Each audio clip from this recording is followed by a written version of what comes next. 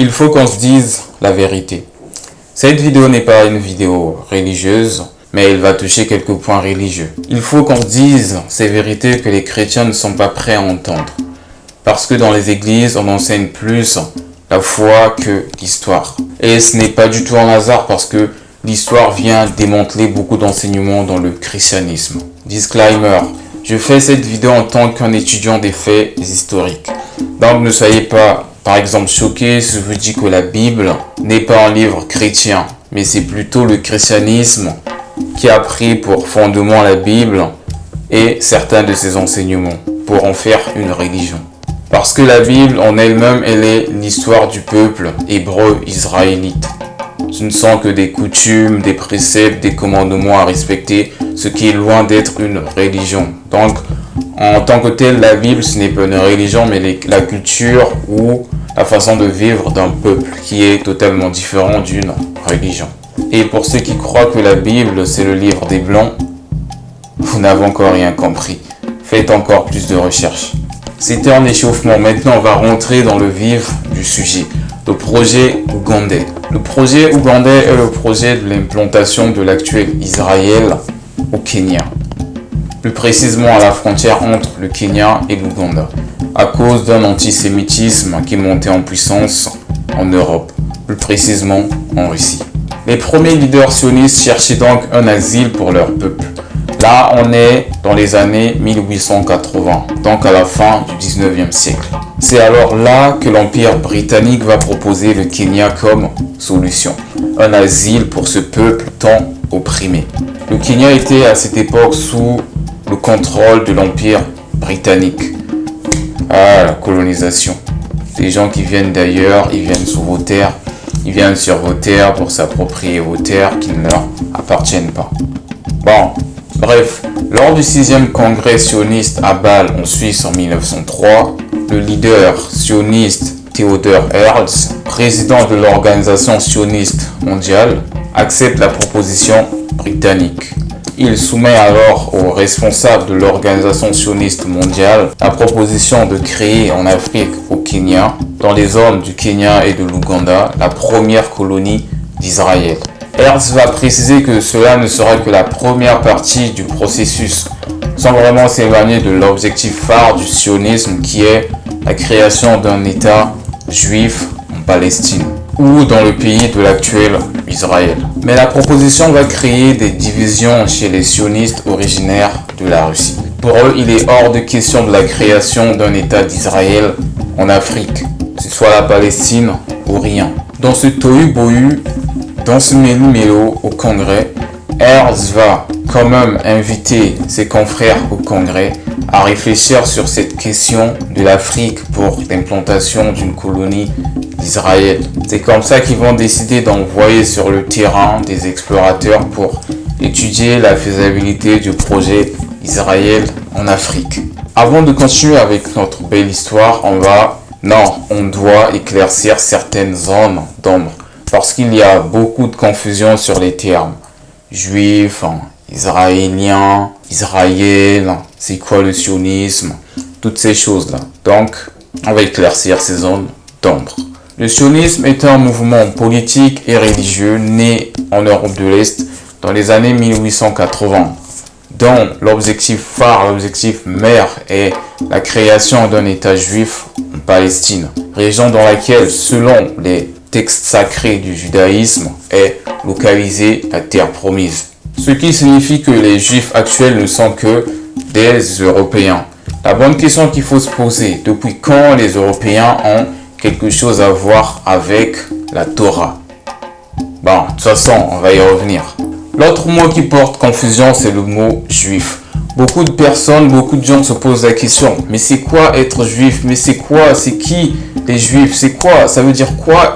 Le mot juif en fait. Le mot juif signifie au sens strict du terme la tribu de Juda, qui est l'une des 12 tribus d'Israël. Si on va sur un point ou un plan légèrement large, il représente 3 tribus qui sont les tribus de Lévi, de Benjamin et la tribu de Juda. Au sens beaucoup plus large, le mot juif signifie toutes les tribus d'Israël. La tribu de Juda, la tribu de Lévi, la tribu de Benjamin, la tribu de Dan, la tribu de Ruben, la tribu de Zabulon, la tribu de toutes ces tribus-là. Donc, le mot juif englobe toutes ces tribus d'Israël. Bon, à partir d'aujourd'hui, n'ayez plus aucune confusion. Quand on parle de juifs, c'est comme si on parlait d'une quelconque tribu comme les Peuls chez les Sénégalais ou les Zoulous en Afrique du Sud. C'est juste une simple tribu, donc plus de confusion. Aussi, il faut faire la différence entre Israélites et Israéliens. Les Israélites, c'est ceux dont parle la Bible, la Torah. De Genèse à Apocalypse, c'est l'histoire des Hébreux israélites. Mais les Israéliens, ce ne sont que ces Européens qui se sont convertis au judaïsme et qui ont été installés en 1948 en Palestine, qui n'est d'ailleurs que le nord-est de l'Afrique. Parce que le Moyen-Orient, en réalité, ça n'existe pas. Ce n'est que le nord-est de l'Afrique. Le Moyen-Orient, c'est un nom ou une invention géopolitique. Maintenant qu'on éclaircit toutes ces notions, plus de confusion. C'est donc lors du 7e congrès sioniste se tenant à Bâle en Suisse en 1905 que la commission d'explorateurs envoyés en Afrique de l'Est présente son bilan ou son rapport d'explorateur. Le congrès conclut donc que l'Ouganda ne convient pas à un peuplement juif de masse et demande à voter contre tout foyer national juif en dehors de la Palestine. Donc, soit la Palestine ou rien. Bon, maintenant il faut savoir que les juifs qui sont en Palestine, qui se prétendent être des juifs, ce ne sont que des usurpateurs. C'est des Européens, ils viennent de l'Europe de l'Est, des zones de la Russie, tous ces pays-là. Là, je suis en train de choquer les chrétiens parce que les chrétiens, ils prient pour ces juifs. Pour eux, les chrétiens, les juifs sont ceux qui ont été choisis, c'est ceux dont parle la Bible. C'est de l'ignorance, il faut qu'on se le dise. À propos des Israélites, la Bible contient des versets très clairs qui vous disent clairement que les Israélites sont dispersés dans les 4 coins du monde. Ils sont dispersés dans les îles de la mer. Ils sont captifs, ils ont des frères qui sont partis en esclavage. Ils ont eu le joug au cou. Ils sont partis dans des bateaux en Égypte. Les gens, quand ils lisent ça, ils se disent que non, mais comment on peut partir en bateau en Égypte? Dans la Bible, le terme Égypte représente la captivité, représente le bourreau. Donc quand on parle de l'Égypte, ce n'est pas forcément l'Égypte, ça peut être notre peuple qui est votre oppresseur, c'est ce que ça signifie. Montrez-moi un document historique qui prouve l'esclavage des Khazars de l'Europe. Ça n'existe pas. Les Israélites sont dispersés aussi au-delà des fleuves de l'Éthiopie. Ce n'est pas moi qui le dis. Donc l'Éthiopie se trouve en Afrique.